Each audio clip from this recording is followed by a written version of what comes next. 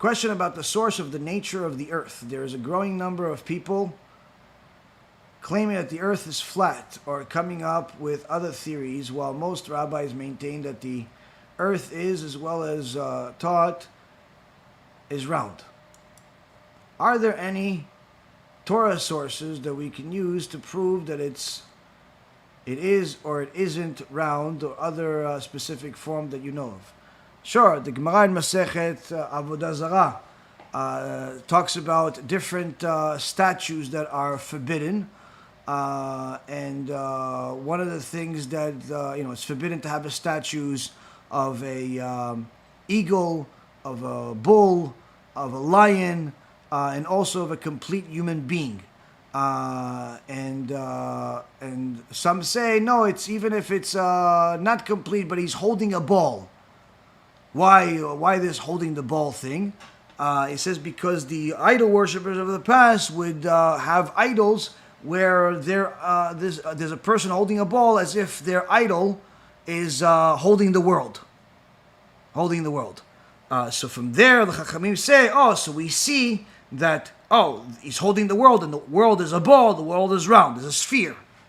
So that's one place that I could remember off the top of my head, in Gemara Masechet Avodah Zarah. Then you have also the Zohar Kadosh, where Rabbi Shimon Bar Yochai talks about how Hashem created the world, where, I believe this is also in the Rambam, but the Zohar preceded the Rambam. And he writes of how the world is created in such a fashion where the people on top of the world are have light, while the people on the bottom of the world have darkness. At parts of the day they change. While the one guy is standing at one side, the other one is standing exactly the opposite, meaning it's feet to feet. And in so many words, he describes how the world is a sphere, and on and on.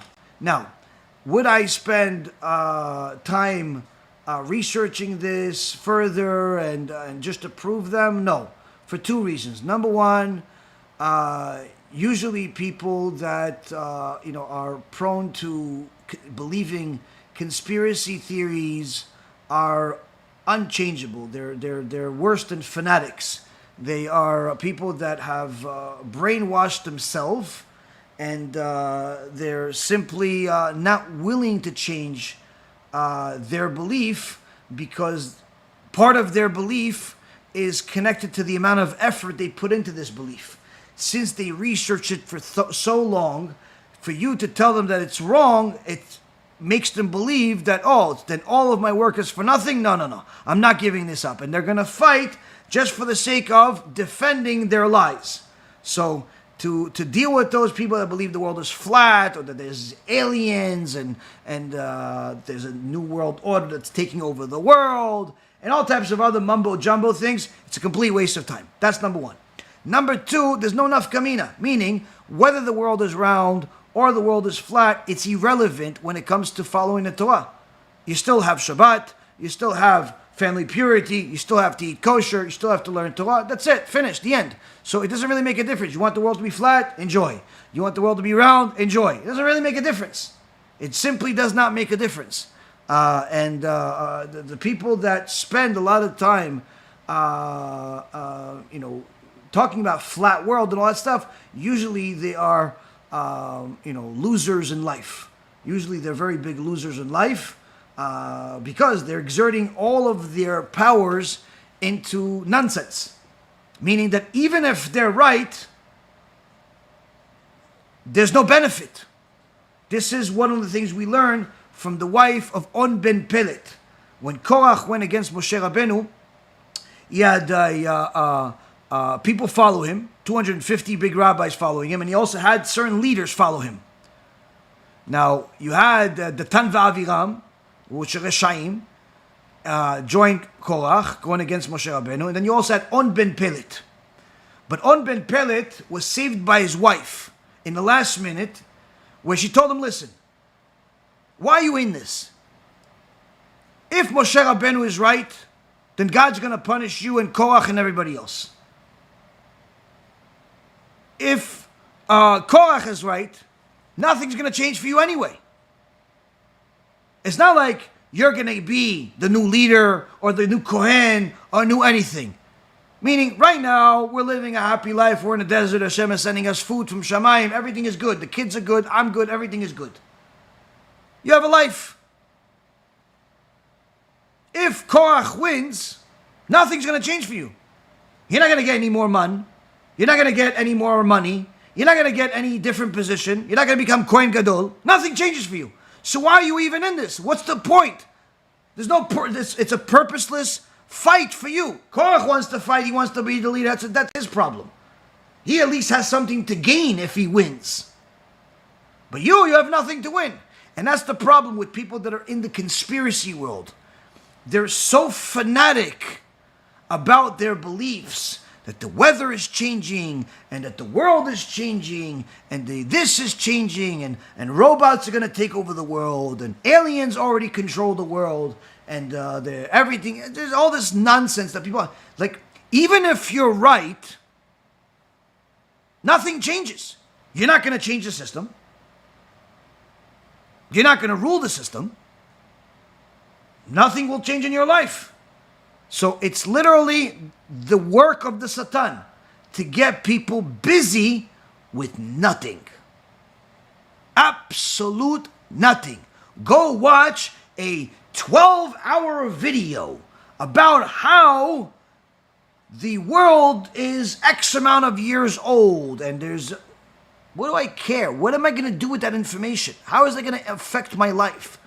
Go watch a 3-hour video proving that the world is flat and you've been lied to.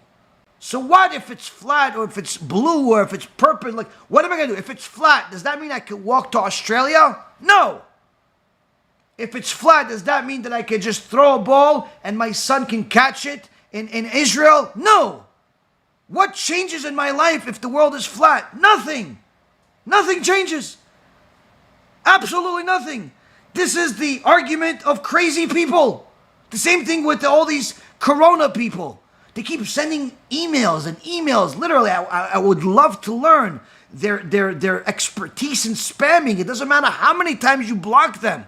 Somehow these emails keep coming. And every one of them is either a rabbi or some religious leader or concerned citizen. Oh, so many people have taken the vaccine and people are dying left and right.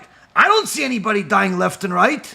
I mean, people live next to me. I didn't see one person die. Nobody on the street dying. Nobody on the street. Are people dying? Yeah, but they die anyway.